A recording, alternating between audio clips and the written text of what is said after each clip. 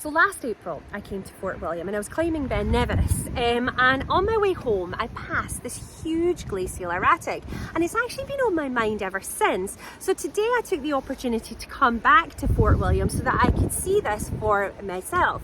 Now if I spin round, you will be able to see just exactly the size of the rock that I am talking about. So this is a huge glacial erratic. But how on earth did a rock of this size find its way here?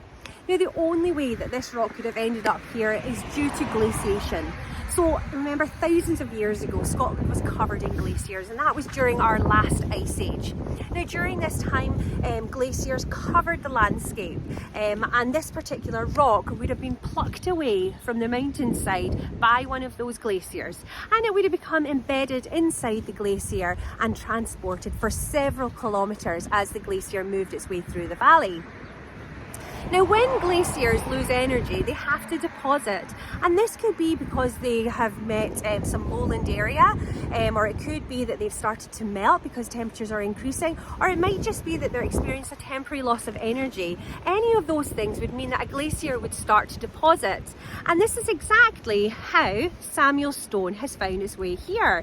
It has been deposited during glaciation. Now for an erratic to be known as a glacial erratic and not just a big rock is because of two things. First of all, it has to have travelled quite a large distance, and that will have been by a glacier or an iceberg, but obviously a glacier in this case.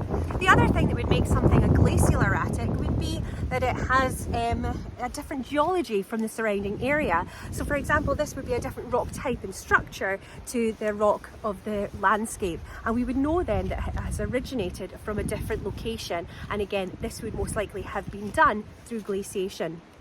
So this particular erratic here, this particular glacial erratic, is a really wonderful example of a glacial erratic in the valley of Glen Nevis.